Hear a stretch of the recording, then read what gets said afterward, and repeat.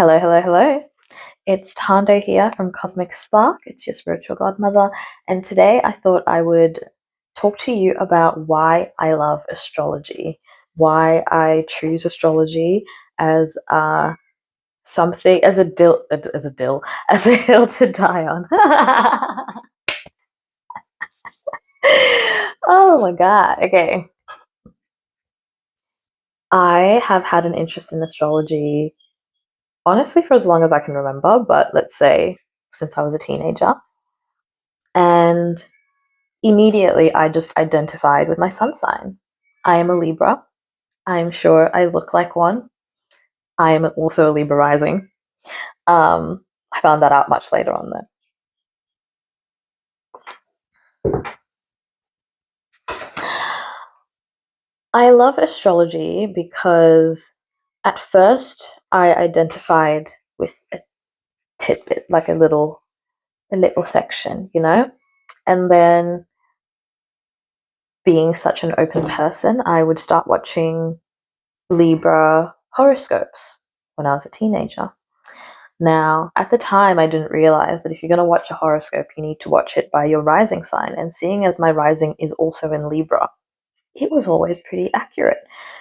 Um, and then one day I was in uni when I was 18 and I was bored, walked into the library.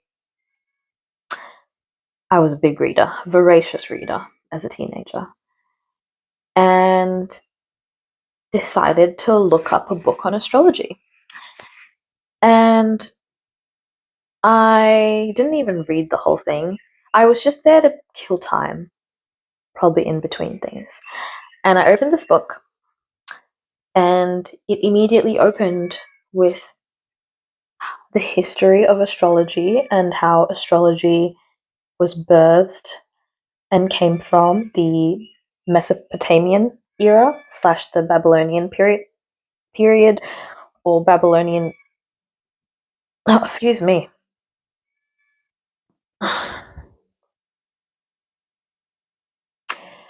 The book got into the history of astrology and how it could be traced back to the Mesopotamian era, which is the Babylonian times.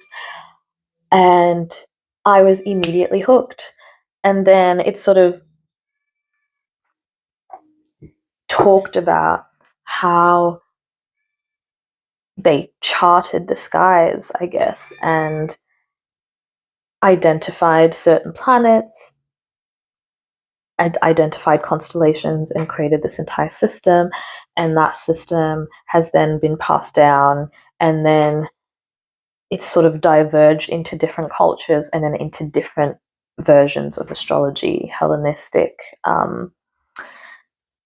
Egyptian, Egyptian/Kemetic. No, that's Hellenistic. Vedic, of course. Vedic astrology. And so immediately I'm thrilled. I'm making connections. I already, ever since I was younger, used to think it was so fascinating, the topic of mythology.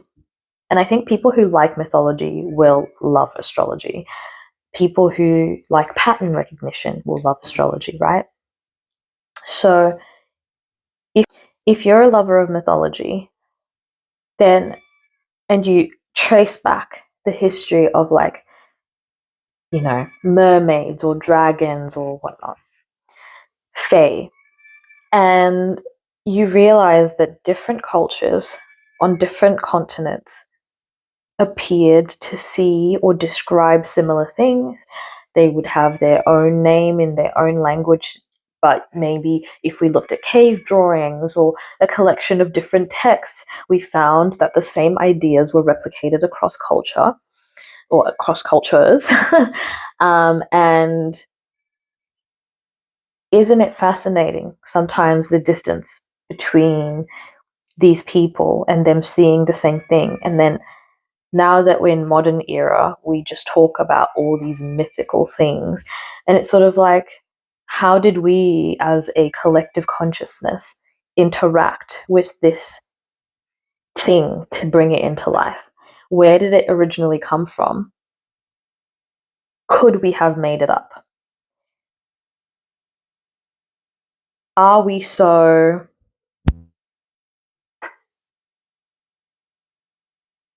are we smart slash sophisticated enough as humankind to have just conjured these things, then conjured them separately across different like continents?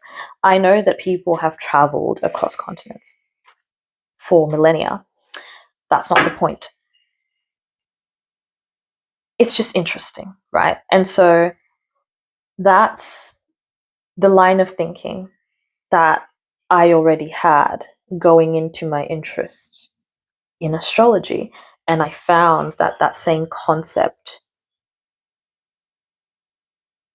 is replicated in a sense. I mean, we can trace back astrology maybe to its earliest period in the Mesopotamian era.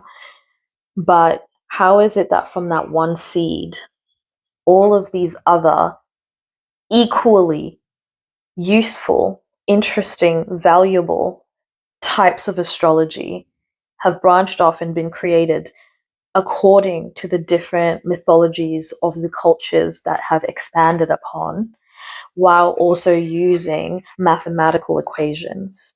Maybe the same, maybe sometimes different. And through that, and through these early humans without telescopes, being able to chart, figure out and name constellations, through all of that,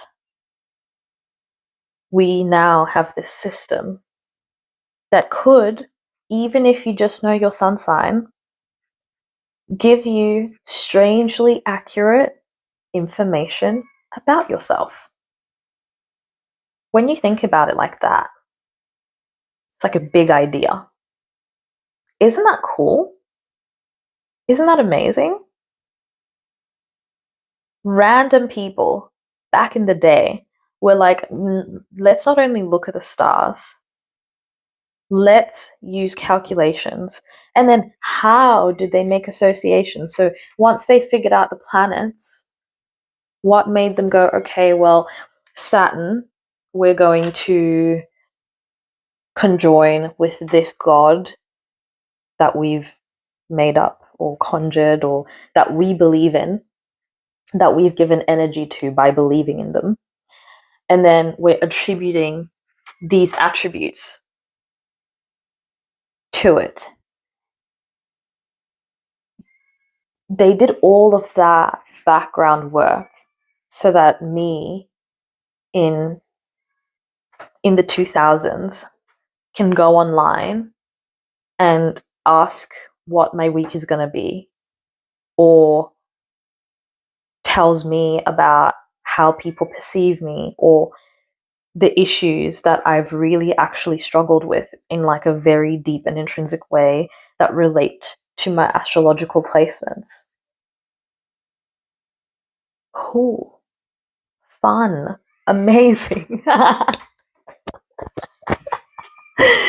um yeah, so then I start slowly looking into it more, and I'm finding even more fun and interesting information. So you can do something called a birth chart.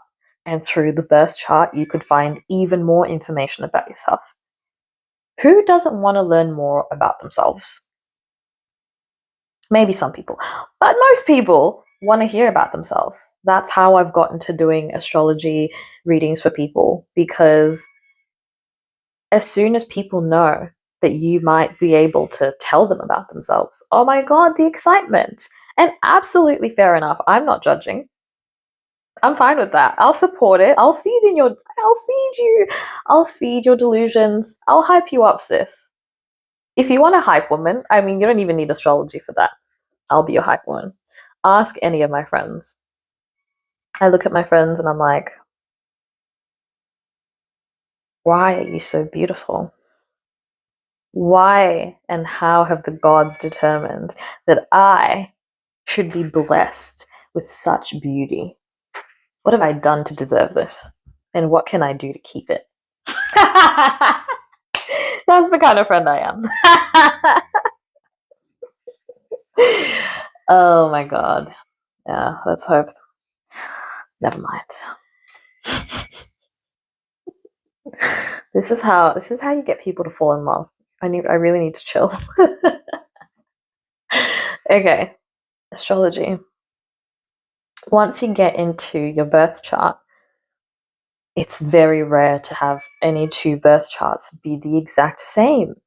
Twins will have differences in their birth chart by virtue of being born at different minutes. And so it's so beautiful to do your birth chart, better when you've got the actual time. And if you don't, my tip is to ask your parent to narrow it down maybe to like a quarter of the day, and then you can kind of play around with it online, trying different times and sort of seeing what really resonates. That's definitely what me and my best friend have done, because I'm sure that when our parents were pushing, their primary thought wasn't, my future daughter is going to one day want to know this so that she can learn herself and then help other people learn themselves too. Like, I'm sure there was other things that were more pressing at the time. So I just think whether or not you fully understand the ins and outs of it, I mean, I am a self-taught astrologer. I do plan on getting an actual professional certificate as well, just to fill in any knowledge gaps. But it's just so cool to know how much work has gone into this craft. And sure, no one's forcing you to use it. So you can just leave it for the people that do want to use it. You don't have to sit around, go on your soapbox telling people, who should and shouldn't be into astrology. Like, if you are just like, astrology is a pseudoscience, cool, keep it pushing. Go and learn about string theory or something. Even though it's all connected, because everything's the same and everything's related. You can go choose to be on your superior horse, and leave us down here where the real dirty grime is, and we'll fucking revel in it. We'll play in it all day. I just think astrology is cool because it has taught me so much. It has taught me to face my shadow, for sure, because it's not all rainbows and sunshine. Learning about yourself. Sometimes you're going to hear things that really make you confront certain aspects of yourself. And because this is a vulnerable space, it's a safe space for me and my kin. I'm a Leo Venus, and learning about that, yeah, has its good points. I mean, big heart where, I am a loud lover. I'm loud about the people that I love. I'm big, bold, beautiful in the way that I love you, and then, it's in your face. You couldn't stop me if you tried. But as with all Leo qualities, anywhere Leo goes a bit of a princess, bratty attitude. And when I first learnt about that, I'm like, me? Bratty? No, I'm a cool chick. I'm an air sign. I don't get bratty. I'm just like smooth, even keeled. I mean, passionate, the good side of Leo Venus. Passionate? Yes. Bratty? No. But oh my god, in relationships especially, but I'm sure with anyone that I love, you will experience some brattiness. And I've mainly seen it in romantic relationships.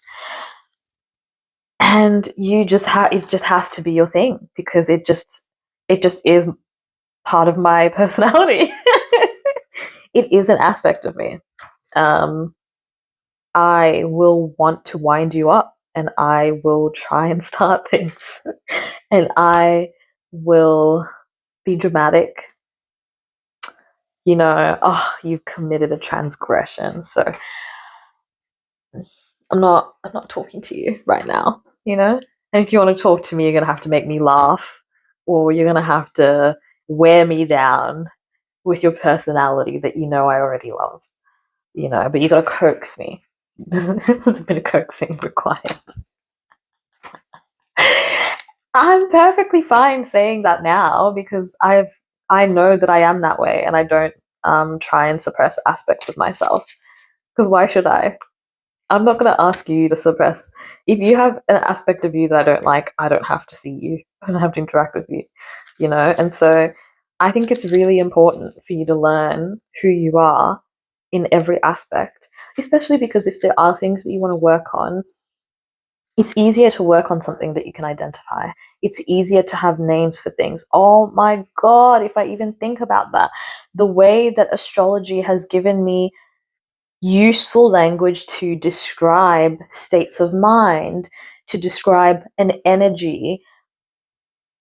That is why I enjoy meeting astrology girlies, meeting my esoteric spiritual peoples, because being able to speak in the language that comes from doing these things is so fun, and it's like enriching and it's beautiful. Like me being able to say to my best friend that I'm feeling so much water energy right now. I'm feeling so much water energy. I'm in my feminine, I'm feeling sensual, I'm feeling emotive. Like that is what she hears when I say something like that. Or when I say that I've met someone that has a lot of Jupiterian qualities, you know, someone will understand that I'm talking about someone who's like happy go lucky, someone who probably has a travel bug or a want to know more, to explore, larger than life, bigger is better, indulgent kind of person. I can describe things in archetypes because it's fun, not because I have to, but because it's just a different way to express things and it can be enjoyable for the right kind of person.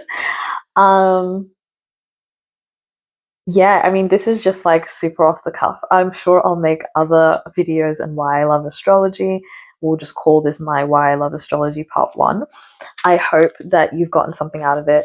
I hope from watching the way that I talk about it and watching the passion that I have behind it, any of you that are like beginners, any of you that have ever had an interest or wondered why people are kind of like really in this weird space, I hope that you watch this and you're like more intrigued and you go off and you find more videos of other creators that want to teach you how to read astrology. And I just want to like end this video by saying it is within my belief system that whatever works for you is what is right for you. So don't get caught up in what is better than which. It's always what is better for you. So if you end up getting into astrology and you're more interested in sidereal astrology, Vedic astrology, Hellenistic astrology, if you want to only work with the